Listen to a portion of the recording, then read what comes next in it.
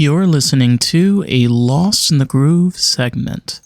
Having good vibes with your bones and joints. Taking a trip into the groove. American groove into stone world. Gonna fly. Rubble of a stone building and the foundation of a columned structure that may have been 30 meters tall. This discovery surprised experts who previously believed that no one had been to Antarctica until the 1800s. Okay, so basically, this was a city that was in Antarctica, like just covered. Yeah. Like, was it completely covered over ice? I mean, I don't know how they get. I don't know if this is the same city that guy was talking about or not, but this is the conspiracy, is that there's an ancient civilization that lived down there and that the government knows about it and they've been researching on it, but they don't talk to us about it. And like, there's an idea that it's not just ancient. So it's interesting because you bring this up, because we had a conversation earlier, because you mentioned Atlantis to me yesterday.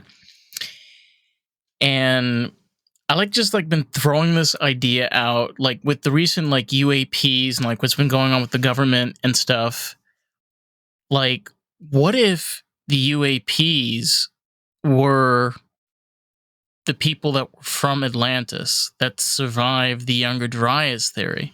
So these people had technologies to be able to go under the depths of the ocean, and that's where they survived, rebuilt their civilization in the depths of the ocean, and they were able to advance their technology more superior than ours.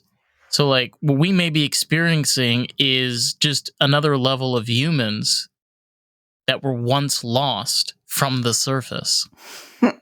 So I was just like, I have to tell you. And I did tell you. And I was just like, Okay, so on the same exact page, like this is how hilarious the internet is. And how, I mean, I'm just trying to explain what things are like right now. Can you send me this page? Because it's just a Google search. And so it's brought up all these different pages. Okay, what was a Google search? I'm curious. Man found civilization on Antarctica. That's what I Googled, because I just wanted to see like all stories about a man finding a civilization on Antarctica. I was told by word, a conspiracy, I'll call it. And I just want to say, talking about these kinds of things, Ooh. I find it stimulating. Oh yes, very stimulating. I don't like believe it, and I also don't think it matters if it's true or not, because I can't prove anything one way or the other. So for me, this is almost as much fun as talking about Game of Thrones storylines and characters. Like, it's all kind of the same thing to me. Like, I don't know. So on my Google search, it says here, did I read this on? I didn't know when you started recording, but it said. Oh no, we've been recording already for a while, honey. I stopped telling you when I pressed the button. I know. Well, I read that in 1998, scientists discovered evidence of an ancient civilization. Did I tell them that? Did we? Yeah. Get that? Well, yeah. Like, Well, if I go down further on my Google search, at the bottom here it says, no ancient civilization has ever been found under the ice in Antarctica. So we have two completely differing things. I mean, it says right here, deep penetrating radar has not found any evidence of ancient human activity Would they put the word human in Okay, there? so Why? so there is this idea that But that's what I'm saying is there's these like two differing things. no, But okay, go on. Your turn. but this one kind of is hard to be able to swallow because of the immense amount of extinction within Native American tribes. Is the idea that people being in North America could be tens of thousands of years more than we think. We have the notion that a lot of Native Americans came through the Bering Strait when it was still frozen, and that's how they crossed into North America. But that may not necessarily be the case. There may have been people here far more than thousands of years prior. So this is the kind of thing we were talking about too. Is the thing about history is we base a lot of our history on evidence. And what the evidence we find, we base on what we understand now, based on our current technology, what we experience right now in our civilization, and how we interact as human beings, as a species.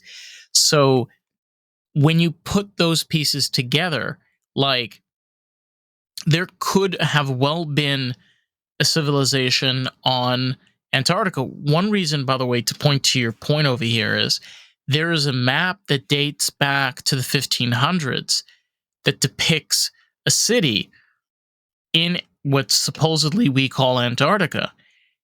There may have been parts of Antarctica where that were not covered with ice and snow. Yeah, I mean, the story that I heard is that there was a pilot that flew to Antarctica and basically went through glaciers into a clearing of forest. And it's like within the ice, if you go deep enough, there's like a uninhabitable area where everything's not frozen. There's like lush forest, I guess is the actual like terminology. And there's people that live there and they have technology, apparently. Like they're not just living, Well, to your point, if you think about it, the Earth has a magnetic pole, north and south. We have a magnetic pole. So particularly with Antarctica, that is where the magnetic field would be the strongest. One things that we do know about magnet, especially magnetic technology and force, is it can create heat due to friction.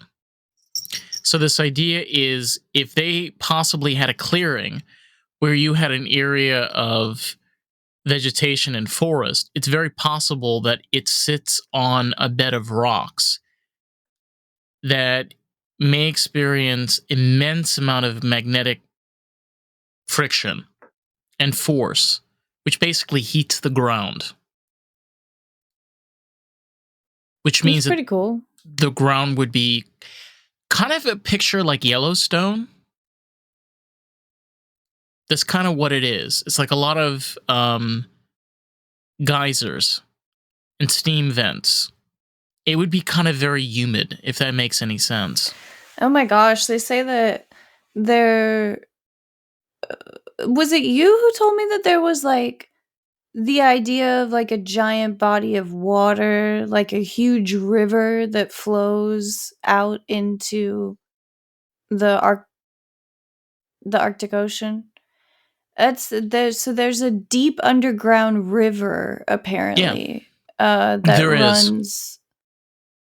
Yeah. So aquifers are one of the ways that the earth heals itself. I always thought that a natural aquifer is fascinating, and I had the pleasure of seeing an aquifer where the river water runs into the ocean. I guess is one of the most healing things that can happen to our environment. Yeah, so But river water running into the ocean cleans but they don't mix. the ocean. this is the interesting part is freshwater and saltwater, they don't mix. So the most incredible thing is you can literally see where they separate. There literally is almost like an invisible force that doesn't allow them to penetrate each other. And I don't know, but it improves the ocean somehow. yes. Um, Well, because it allows beautiful. allows biomes, especially certain species of fish, to be able to travel from fresh and salt water, which basically it's kind of like a hitch ride and a vacation for these microbiomes to be able to travel back and forth, which is Cool. incredible.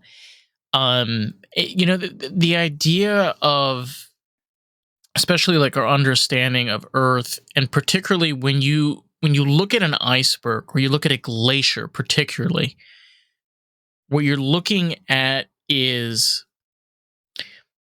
basically snow in layers. So you're talking about like layers upon layers. You're talking about millions of years of just layers of snow accumulating, which basically becomes compact and becomes this hard rock ice thing that we call glaciers. And it very much can protect land, whatever's beneath. We know this because after the Ice Age, when the entire ice wall that was a part of North America completely collapsed, it completely changed our landscape because most of the bottom half of the United States was quite flat. And when that ice completely melted and collapsed, it caused a lot of the United States to fall inwards. Hence the Tornado Valley. The reason why the United States has the most tornadoes anywhere else in the United States.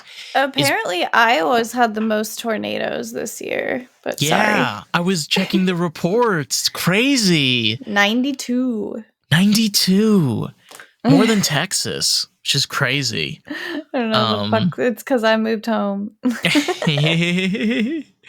But it's just fascinating when you look at all of the pieces that kind of allow life to exist here on our planet.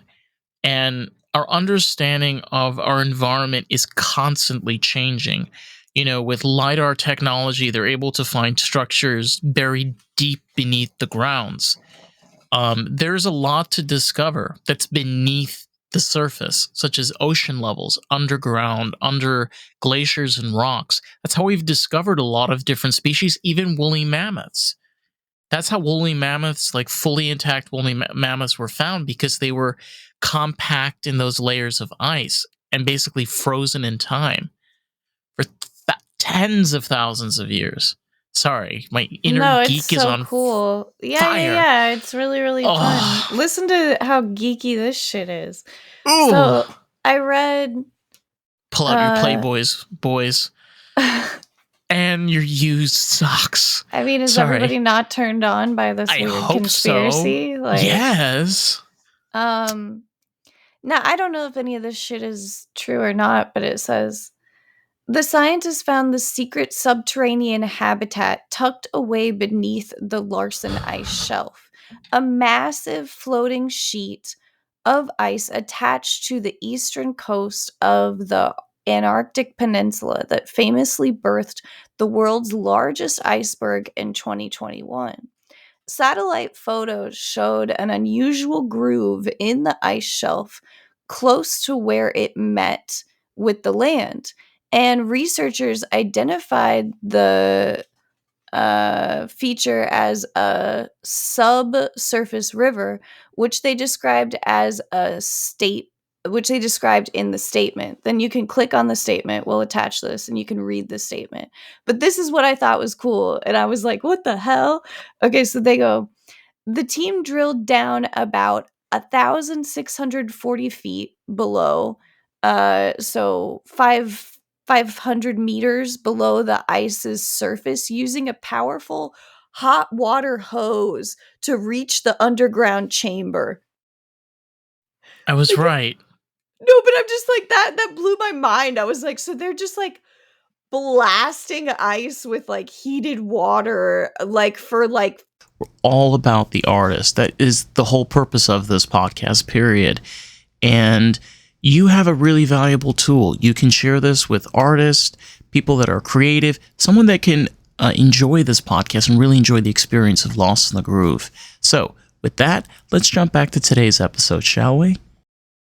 500 meters, then they get down into the chamber. Okay, well, they can so they put a camera down, like 500 meters, and the camera goes down into the cave.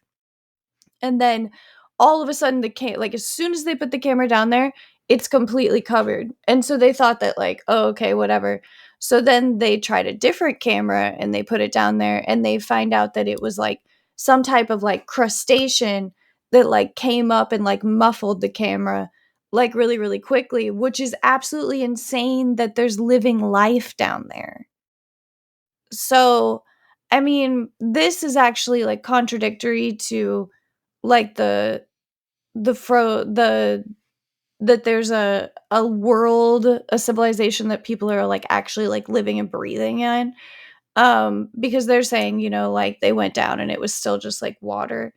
But I mean, I guess there's a lot of different theories that there was a civilization, that there is a civilization. I don't know, but I'm not sure what this. I mean, this is who Well, who posted this. I mean, this is by Live Science. I like to find something with a .org, or something kind of more scientific, but this so is not that. But I'll post this in so people can look and be like, what the fuck? it's there was and there was a podcast with Joe Rogan with one of the This is members real. of the Pentagon, and he talked about that there was documents that released. They found a UAP that was hovering over the ocean that was about the size of an oil derrick. If you know what that is, in the middle of the ocean, they have these giant rigs where they go down to collect for oil, and these things are massive. All right? According to this document, this thing that's the size of one of these went, hovered over the ocean, flew into the sky, and went back into the ocean around the same amount of time without making a beat, not even a ripple, nothing. The thing is No ripple, huh? No I'm more ripple. blown away by that. So they believe that it's possible that these craft use anti-gravity technology. And because they have anti-gravity technology, they're able to warp gravity here on Earth. So basically, they're not affected by the laws of our atmosphere or the water pressures or levels.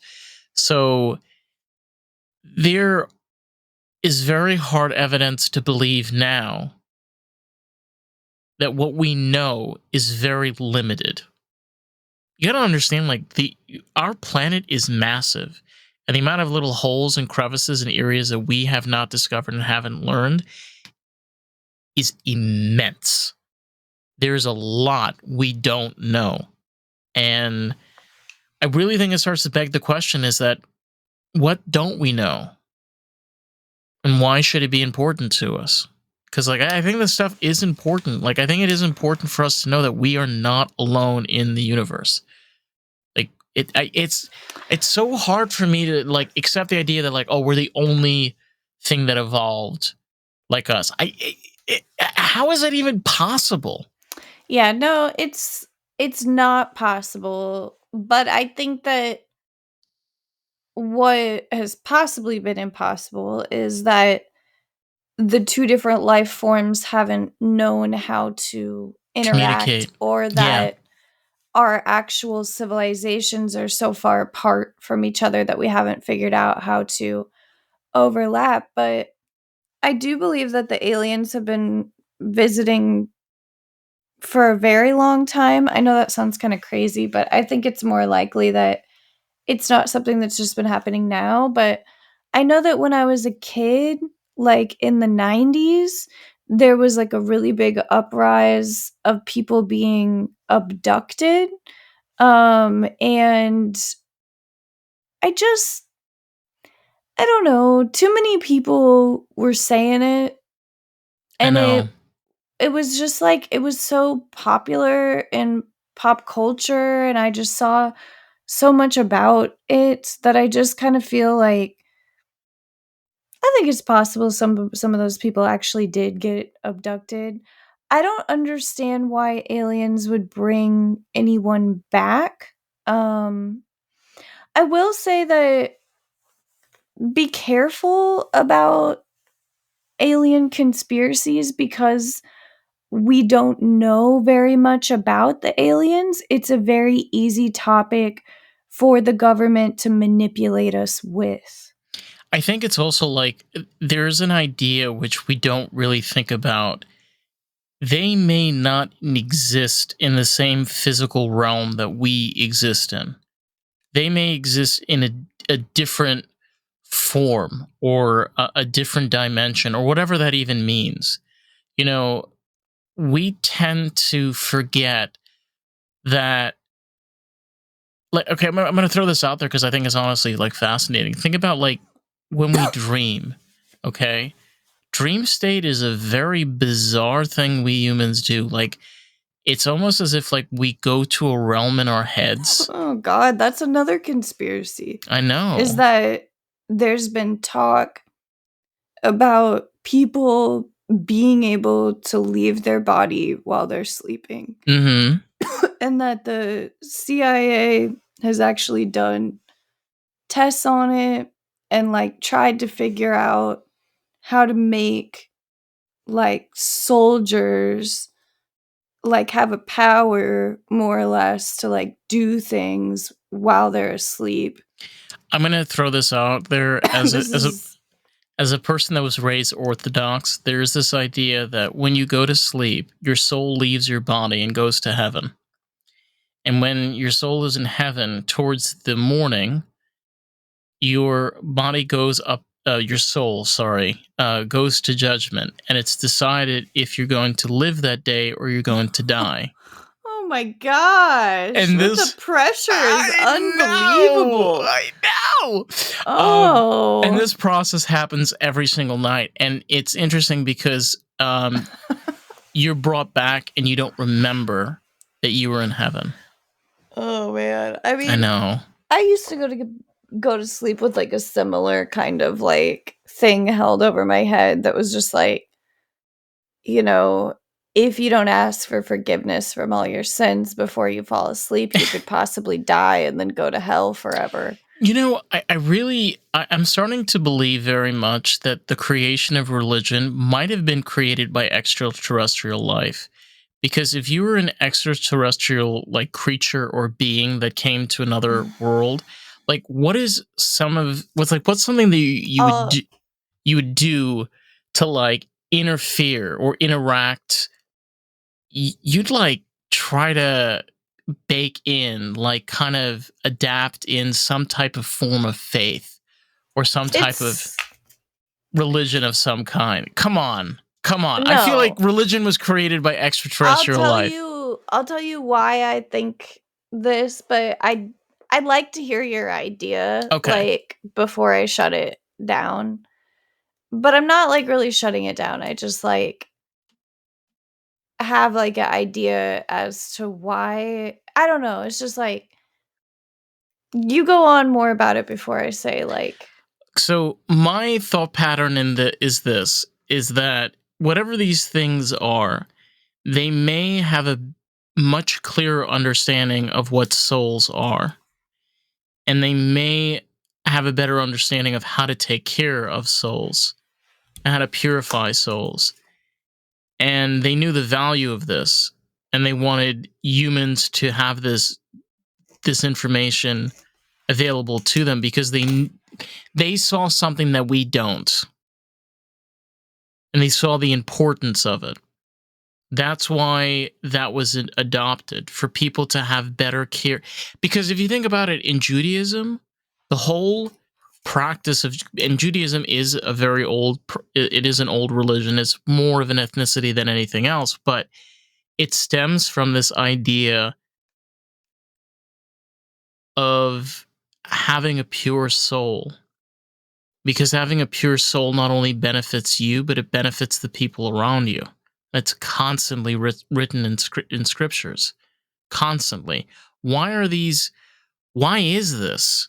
And that kind of like brings me I mean, back to that it question. does. It benefits people to have a belief system, like in general. Like it is just beneficial. So like it is better. Like, I mean, when manipulated and like, fucked up, then like it's not very good. But I do think that it benefits a group of people to all have a united way of thinking about things. And I think that having some type of god is like good for the human spirit. Like having Yeah. this idea that there's like a person that watches out for you, or that there's a purpose, or maybe none of those things, maybe whatever works for you, but it's been scientifically proven that having some type of higher being is good for your mental health. What about the idea of like, I'm going to throw this out there. What if Jesus was an alien?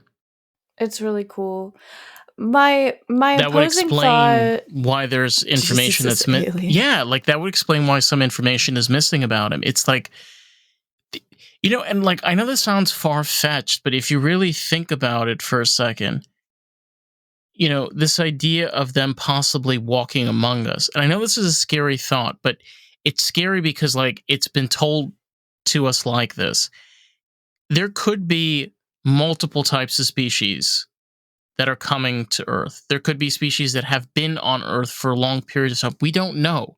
We could be dealing with multiple, but there could be ones that are observationalists, meaning that they interact with humans being a part of us based off of pure curiosity, whether that be negative, whether that be positive, regardless. Yeah, because I had brought up the fact that like they don't seem to want to take over. Cuz They would like have taken over by now if they if they wanted wanted to. to. And so like that means that they don't want what we have, or that they have some type of respect for it, or that they're not allowed to take it over. But there's also the theory that they're keeping us from destroying ourselves, like that Possibly. they are possibly trying to make sure that we don't like nuke ourselves. There's also the idea here, before I go there, let me see. Oh my god, I'm What loving this. My brain is yeah, we might go a tingling. little over on this one. Oh yeah, that's fine. Okay, so I feel like what I wanted to say was Yes. it's been proven, and this is why I think maybe aliens didn't come up with uh a god type idea. Aliens didn't introduce religion to humankind, is because it was studied and proven that uh all types of different civilizations all around the world, without knowing each other, even the smallest civilizations, and the biggest, would always naturally look up to a god. Like it's just like it's a primal kind of thing. It's just Yeah. when I it know. comes very, very down to it, like. I know But you're talking about. I can see how like a spiritual god is like something alien. You know what I mean? And like Extraterrestrial. it's up there, but like it's like, where is the line drawn where we're like, are spirits aliens? Like it's like in it, we don't know if they really have like a physical presence or not, but Well, there's a book called the Zohar, which is a part of like very deep spiritual part of Judaism.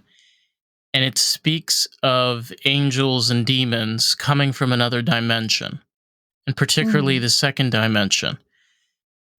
Our understanding of our world is quite limited. We know that other dimensions exist, but we may not have a complete correlation or understanding of where those things are coming from.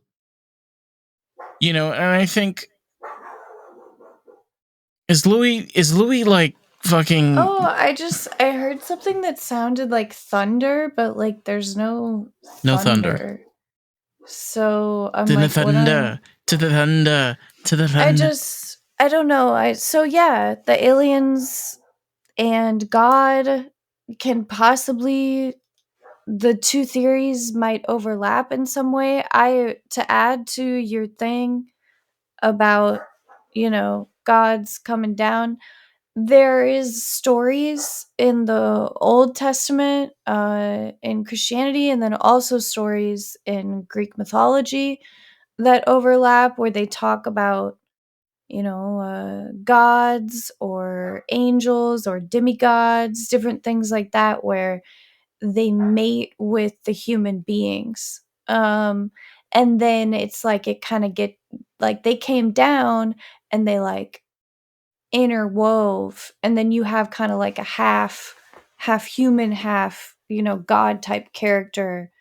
Well, And there's theories that this kind of thing truly did happen at some point. And Hey, it's Dave, and I quickly just wanted to jump in and say if you've been enjoying the podcast and enjoying this episode, if you can leave us a review on Apple Podcasts, that'll be so greatly appreciated. Because here's the thing, someone might read that review and make the choice if they want to listen to the podcast.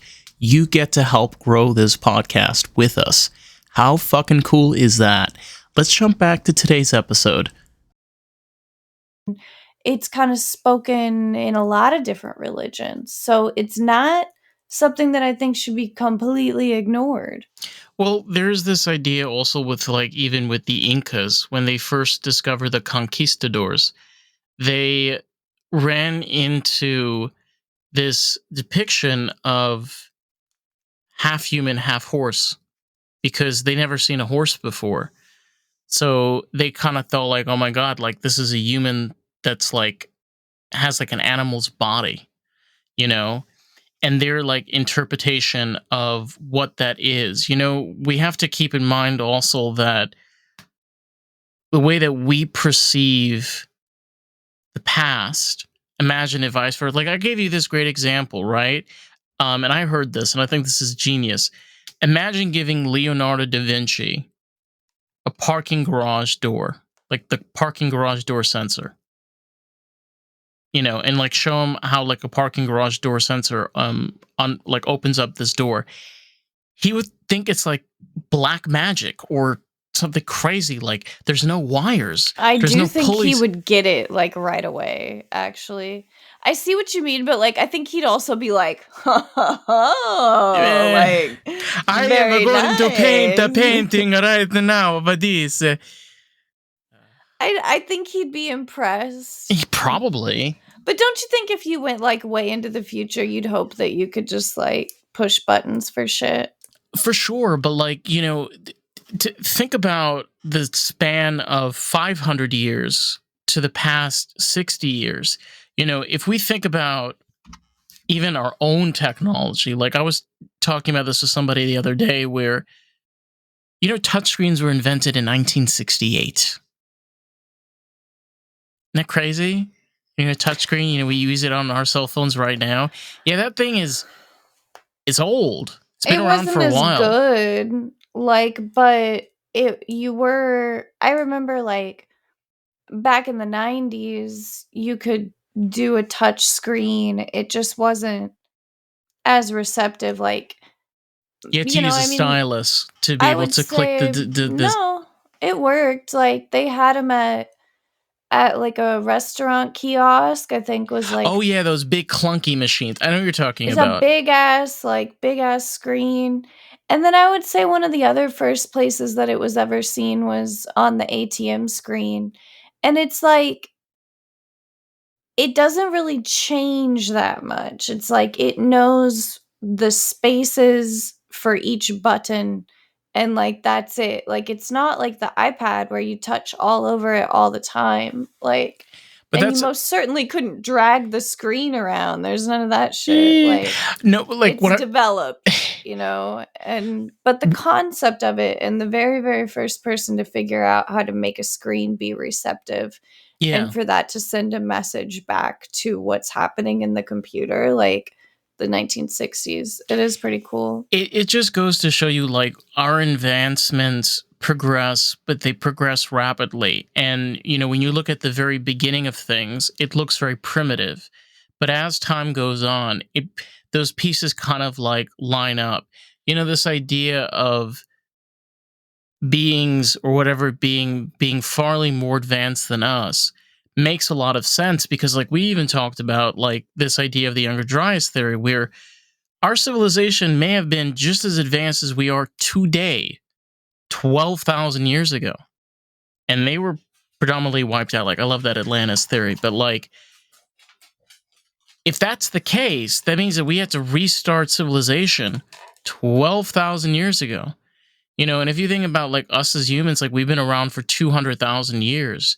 Like, imagine like that 150 odd thousand years just down the drain. Yeah, just like gone. I know, Right. because it's like, that's what I mean. They're saying the civilization was over 4,000 years old. It's like everything that they come up with, you know, it's just like gone. Yeah, I mean, we create a lot of like time capsules, like different things like that. I just wonder, you know, like, is any of it actually useful? I mean, we're going to talk about conspiracies. I would say that we talk about aliens. There's definitely an idea that they're able to pop in and out of time. I mean, either that or they've just been visiting. Different aliens have been visiting, but I mean, if they're able to move through light years, like, that is kind of like time traveling. So I don't know. There's a lot of talk, a lot of theories. It's fun.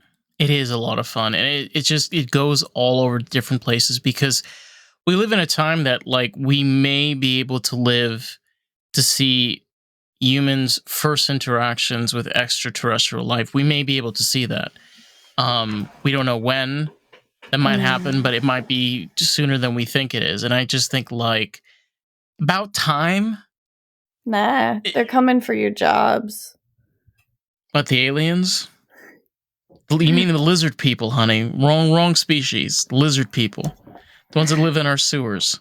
Okay, I have no idea. And they but wear human suits to blend in with us. Yeah. But the aliens are already here. They're already amongst us. What if, like, you yourself were an alien and, like, you didn't even know? I would be surprised, but I wouldn't be in shock. I'm already like different as it is. So I wouldn't be like, I'd be like, okay, that probably makes a lot of sense. Don't start yawning. Because if you start yawning, it's nighttime. But I did want to say before we go that the Scientologists have a religion that a few of these different ideas kind of fit with. Like, it's just like, I don't know, I'll just tell you that their whole thing is just a science fiction novel. Like, their Bible is a science fiction novel. And like, it's like a George R.R. Martin special. It is nutto. A lot of sex, you know. If you're one of those gals that likes to yank off with the nice Kleenex tissues, I will tell you, it is a good read. It'll get you up there. It'll climax. Just the Scientology Bible. Oh yeah, there's some juicy shit in there. No, he just like, there's like some crazy shit where like mankind is actually an alien. And like there was an egg that was like sent to this planet and it like burst open, and then like that's how humankind began. Oh my god. Yes, so you sci-fi. Haven't heard this? They should make a movie about this, like starring Tom Cruise and Will Ferrell. I mean, and like, you know, I mean, there's a whole big ass like story there that none of them pay attention to. Like, they all do all their Scientology stuff with their pyramid scheme. Oh my god. But they never talk about, like, how they all believe that they're an alien kind that was sent here. I have a lot of problems with Scientology, but just like the story and the idea, a lot of what we've believed has changed in the past 100-odd years, and it's can continue to change. And it's like, it's kind of refreshing sometimes when they discover something new, like the things that we've been talking about, because like it kind of gives you like a better understanding of the world that we live in. I feel like kind of our due diligence. You want to be like fucking tree hugger, liberal fanatic, cray cray. Well, let me tell you, like, one way is to maybe know your planet. How about that? Hug it up. Hug it up, son. Yeah, so I don't care if anybody thinks that I'm nutto. I'm over it. Please. I am as crazy as they come. And let me tell you, bring on the psychiatrist, because I'm ready for those goddamn tests. I will take them. I will take those tests. I was being sarcastic. I tell you, there's something. Out there? Something. So any aliens out there or any extraterrestrial life that you're looking for an interview on a podcast, we can communicate through telekinesis if you give us that ability. So just throwing that out there in the web. Any aliens out there? Just please reach out. And I don't know if you're talking to spirits or if you're talking to aliens. Ghost or your grandma Richie, like whatever. I'm just a little confused about how things work these days. Yeah, right? We need a little clarity. And I think one of the best ways to get the clarity is to go outside and get abducted by aliens. Dude, I'm about to like go outside. That's so creepy. Like, I'm gonna have to call you and you're gonna have to hang out with me while I go If you outside. call me up like in a few hours, be like, Dave, I just got abducted by aliens. I'm just like, girl, I don't know what to tell you. Not in a couple hours, just like after we get off the podcast, because now I'm like creeped out. I told you, I swear, like, I'm not afraid of like getting mugged or anything. I'm afraid of like. I don't think we should be scared. Honestly, I think it's very much a stigmatism. Stereotype? I think it's very much like a thing that's been baked into our minds with extraterrestrial life. We're surrounded by extraterrestrial life daily. Daily. And I just feel like there shouldn't be that much fear.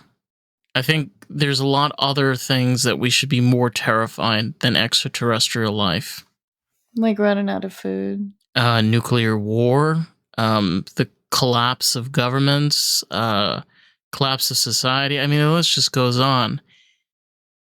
But I think on a positive note, I think that this chapter of whatever these aliens are, like it just sparks our minds to new ideas and new possibilities, which I think is like super cool. I think it's important to like stimulate your mind, like I said before, like let yourself kind of like fantasize and like think about like stuff that might not even be possible. It can be really fun. It can be, yeah. So we love you all, but we are going to bounce out. It is late as AF, and that's true. Please love your aliens. Please respect them. Do not shoot them down. And not unless they shoot first. Then fucking go to town. Right? Yeah. Great lesson, Carissa. Thank you so much for the life advice and hack. Case of emergencies. If you want to check out Carissa, you can find her on Instagram at American Groove. I think it's American Groove or American Groove Pod. I don't remember. I don't really check the socials. If you want to check out more of Lost in the Groove, you can find us on Facebook, TikTok, Instagram, and YouTube at Lost in the Groove Pod. So we're back here to blow your minds. Hopefully, we'll have an alien on before you know it. Yeah. Yeah. If we don't already. If we don't. Woo! All right, lizard people. We'll catch you on the next one. Bye. Bye. Peace. Oh my god. Can you believe they were aliens? We're going to be in so much trouble.